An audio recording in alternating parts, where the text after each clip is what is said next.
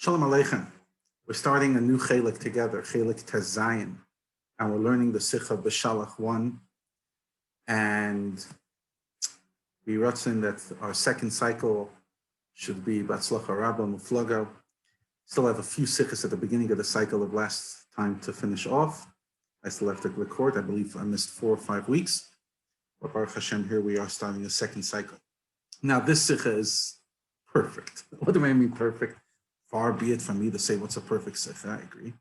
But it's perfect for Farbrengens. You see, what the Rabbi did in this original sikha, it was spread up over many Farbrengens. If you go to the end of the sikha, you'll see that this long sikha is a split up of Shabbos Parshas Beshalach, Purim, and Shabbos Parshas Ki Sisa, which is the Shabbos after Purim, Tafshin Chavtes, 1969.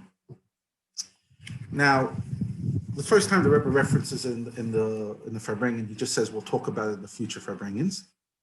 Then the Rebbe starts addressing it in the Purim Farbrengens and goes much deeper later on in the Purim Farbrengens, and just beautiful stuff and incredible heroes.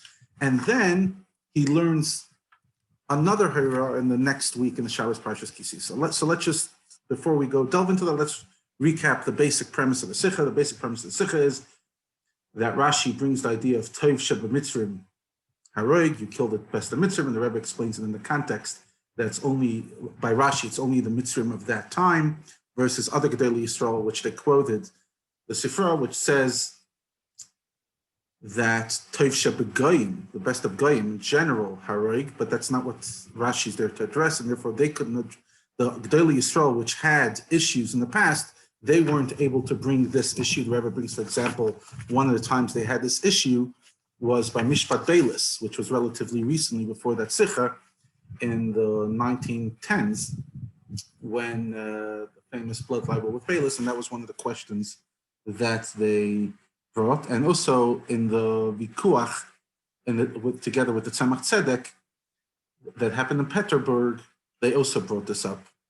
So this is a fundamental issue, but they couldn't bring the shot that we bring in Rashi because Rashi is only offering it in the context of our Parsha, that even the people who hid the Yares Hashem, the people who hid their animals during Makas, Dever, and Barad, nevertheless, you would think that they would have Yerushalayim. They nevertheless supplied their animals to Parai, and therefore they all drowned in the Yam Suf.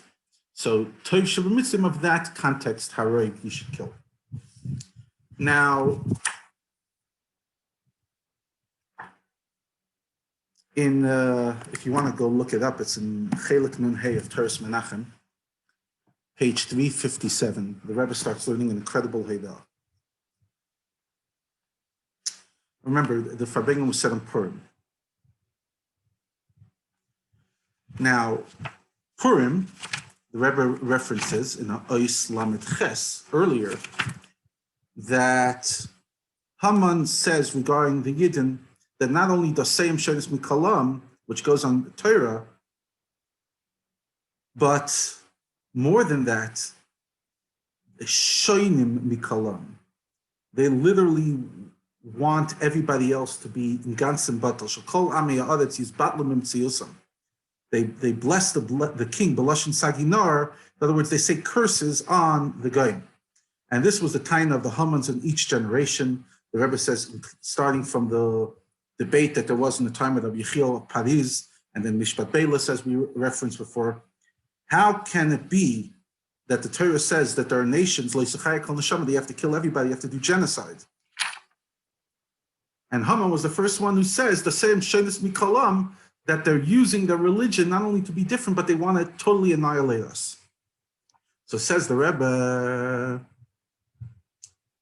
the truth is that the fact that Haman says the Yid didn't want to kill, that's totally against the nature of a Yid. Ad kedei kach, so much so that even after the Ben Chamish Lemikra learns about all the torture that the Mitzrim did to Am Yisrael, so much so that Parei used to bathe in the blood of Am Yisrael, Rashi nevertheless tells him that kosher sheb'mitzrayim haroig, and that's only in a situation when it's tev sheb'nechashim. In other words, it's so, as Rabbi explains in Sicha, that it's without a doubt that they want to kill you. In other words, Rashi almost has to apologize or take excuse why we have to do it. Why? Because it's not comfortable. And that's against the kind of Haman. On the other hand, when you know that somebody wants to kill you, then hashkim laharga. You don't have to wait till all the game agree. When they make a meeting of 119 chaveim that guy deserves to get malchus, and then they're going to make a meeting of yidden, and v'yachlitu shegam heim maskim mea v'tishas hagayim. That basically they're going to, the yidden will then make a meeting to, do we agree with the goyim? No, you have to know if they're coming to kill you, then you have to stand up and fight, unlike the, having a whole Congress to decide it. Says the Rebbe like this. How do you know this? From the Mitzvah. There could be somebody who's Yored Var Hashem, a Flum Goy, and Sunday goes to that place and davens. And the Rebbe says that when they slap him on one cheek, he knows that he was commanded to give the other cheek. But he says that's only referencing to the Yid, but not to him. By him, it's the opposite. When he hits the Jew has to present his left cheek. In other words, that's referencing to the Jew. And when the Yid says, and when the Yid tries to take a vengeance, he says, what do you mean? It's against justice. How could you do something like that? You have to go to the Beis Din, to the UN. And then they'll come all tzaddikim Yishar. Remember, this is in the aftermath of Six-Day War. It's just under 2 years from the Six-Day War and the beginning of the peace process and everything. What do you mean?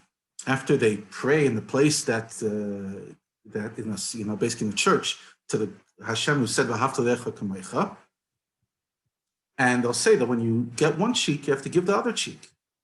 And then we'll decide, the person who bombs, what their rule is, etc. You have to forgive them. Says the Torah, no, that's not the Seder. Not only is it not the Seder for a Yid, it's not the Seder for a Goy. Even when a Goy knows Sho Balahargecha, and you send them a letter saying, listen, my master, the Kazakh, you should know the fact that you're about to hit the Jew is against the charter. You have to make a meeting, not from one person, but you have to get permission from 180 people, like the Hanshik Nesagdela Lahavdil, and they do this, they promise that they'll do it slowly and they'll wait a few months, a meeting. And the fact that you hit yesterday, you could do tshuva. And the fact that meanwhile they're going to bomb you and this and that, no, you should know, Mr. Kazakh, that you did something against the charter. So obviously the guy's not going to listen. He's going to continue doing what he wants. If he knows that he can hit the Jew's going to hit. In other words, that's the nature of the beast. When the guy invested $100, $200, $300 million, how they place it, like you write him a letter and you say, from now on, it's you. You're in charge. You want to go to the UN? How could you go attack? Basically, what the Rebbe is saying is, it's a joke. Who are you fooling? When somebody's out to kill you, you stand up.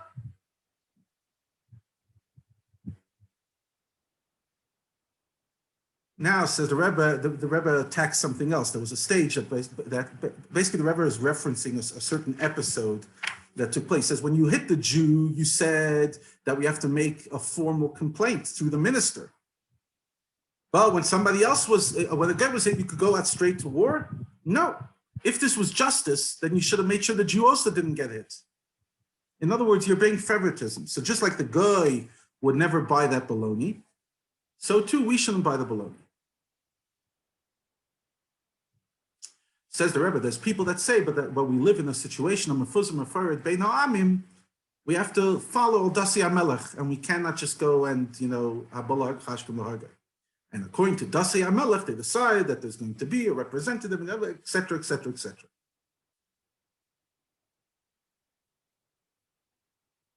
Says the Rebbe, because a Yid is an action, and he has the flumkeit that the Eibishter gave him to every Jew, so he has to use it out in some way. Some people use it, instead of only wearing one pair of tefillin, they put on Avinu Tam. Instead of learning only Perek Echad Shabbos, Perek Echad Shabbos, they do two. Instead of giving Chaimesh, that's the maximum, so you give more tzedakah. But when the Yetzer Hara is overpowering and you're not putting on tefillin and you're only wearing one tefillin, and the Rebbe says we don't even know what's going on with that tefillin, and the Chaimish tzedakah, etc. As the Rebbe says, because it's impossible that the anhaga regarding tefillin is not going to affect your tzedakah. Says the Rabbi, there are people who want to make a mechitza, that between Bein Adam L'Makom, they don't hold of Teres Moshe, but Bein Adam L'Chaveroi, they're more flum than Yid. Basically, I'm a good person, the famous excuse you've heard. Says the Torah, it's not like that.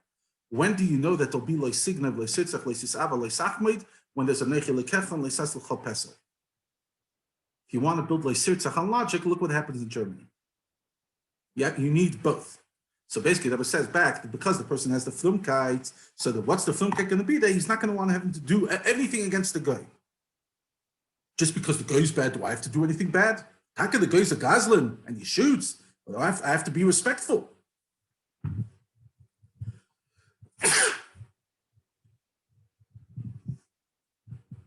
Says the Rebbe, obviously a person must do that. And it goes on and on and on and on and on. And then the Rebbe goes and Samach Tes and says, this is the Ira also for the private battle that we have. Each one of us has an Beshalach and the Bahamas that they fight. Some people say, well, let me give in to the Yetzer Hara a little bit, to do a little Aveda. Give it in. And then he'll bother. He won't bother me anymore. I'll give him that, that movie. I'll give him that thing that he wants and loves me up.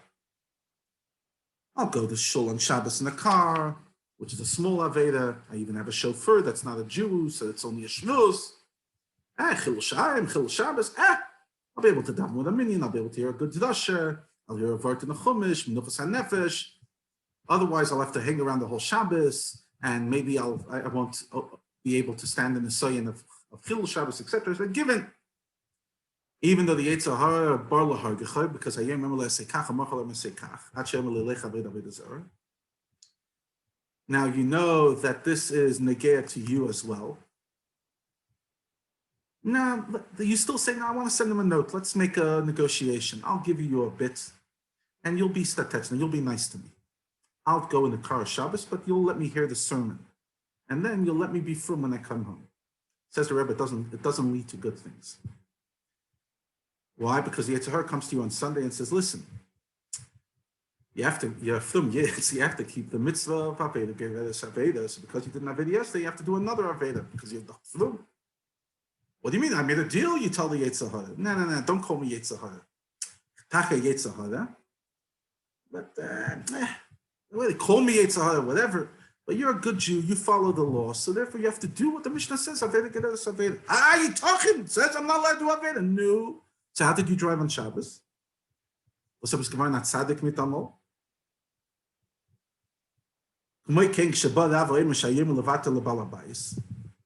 When a rabbi comes and says, I'll give him to my balabas, and we know that's balabat, maybe that's Torah. So, and then the balabas will be in my pocket. Then I'll be able to do what I want. He says the balabas to Davan second. If you weren't able to do it on Sunday, you're not able to do it on Monday. If you allowed me to do it on Shabbos, then you allow me to do it next Shabbos. Says the Rebbe that this is by adults, but it's also about children. Children don't understand all the debates and the kunsten. When you tell a yid that Shamas Yom Shabbos Akachoy, but when you come home, then you say don't mix into the business of the parents and honor them and go with them to the beach, even though it's Shabbos. The child says, I don't get it. If we hold from a Sefer Sadibdus, then the same person that says say Mebishter, Shamas Yom Shabbos. How can you expect both of them? Then when the child doesn't want to listen, because he sees the father fooled him, how could you complain to the children after that? It's the parents and educators' fault. Children don't go to the whole negotiation. They're not going to today. He doesn't know kunsim. He wants emes. If it's Torah and Shemaim, then you do it. If not, not. And that's what the Rebbe says. That's where all the tzoros comes from. The Rebbe says that the Torah is not here to make your heart heavy. You have to be Ivdas Hashem b'simcha. However, you have to chap the emes for what it is. That is what the Rebbe said on Purim, very Purim Farbrengens style. And then the Rebbe says in Shabbos Parshas Ki Sisa that Yidden by nature are maminim ne'mamin. This is page 388. And this amuna beats in the heart of each and every one of us, doesn't give us rest. Over Mela, when a Yid is not using the amuna for Torah mitzvahs, the amuna is going to express in something else. The amuna is going to express in goyim. And over here, I'm going to have to stick in the whole politics of today's era is very much what the Rebbe is saying. When suddenly, whatever it was Trump or Biden or whatever mishigas we have, when suddenly that becomes a mun and a goy, it's not a good thing. Yeah, there's good people amongst them. So when Torah says you have to kill a guy, what do you mean? I can't do that. And bigger die from Moshe Rabbeinu. That even Moshe Rabbeinu, when he wanted to kill the mitzvah, that he saw that nobody else is going to be Megayer from his descendants. But had he not seen him, he wouldn't have killed him. So I don't know. How could I kill? Says Torah, you have to do what Torah does. Just like by Shaul had to kill Agag, even though Haman, Ban of Shaul Haman, and the descendants of Haman who come from Agag learned Torah in Bnei Brak. And had we killed Agag, that would never happen. Nevertheless, don't mix in. So if you want to be chasing peace and supply the Eibishter gave him, says the Torah, that's not your job. And you can't bring proof from the fact that Moshe Rabbeinu, because over there it wasn't Abba Hargacha, he wasn't threatening Moshe. Says the Rebbe, this is also the idea from Teivshim and Nechashim that says this Meichai, in the avoid of each and every one of us. The Nachash Adam, we know the Nachash caused sin. The Nachash said that the eitz is good to eat, etc. And regarding, he says, like, what does the Nachash tell us? Like Taivas Hamam and the Taiva for money. He says, no, don't lose that Taiva. And he brings a raya from the middle of Rebbe that said that even tzaddikim could have Taivas money. Because if he loses that Taiva, then I'm not going to have a lot of money. I won't be able to do tzedakah, so therefore I should. It's good that I'm in business. It's saying, listen, don't worry about what's about tzedakah. You have to make sure that your head's not in business. The tzitz is moifei. Rather, you gear kapecha, as Rebbe said in the edited Sikha. The koyach hamaisa levad without your head. The chitzonius goes in business and shouldn't be mevalvo Torah and tefillah. And then you can have everything you need, begashmis, beduchnis, begashmis. Because the Eibishter is good and will give everything you need. And then you'll be able to give tzedakah, like we said in Purim, that you have to give lots of matanis lavyonim. And the Rebbe says, and over there, the Rambam continues, like a valdik lashon, that a person who makes the poor and bitter people happy is doima l'shchina. That's something that we don't see anything else. We see the lashon leches b'drachav, etc. But doima l'shchina, you'll get that opportunity. But don't mix into the Eibishter's business. Tev Shabbat Nechashim that says, don't buy into his nonsense. This Farbrengen, just unbelievable, Chevra. Unbelievable. And especially in this time, it's more appropriate than ever.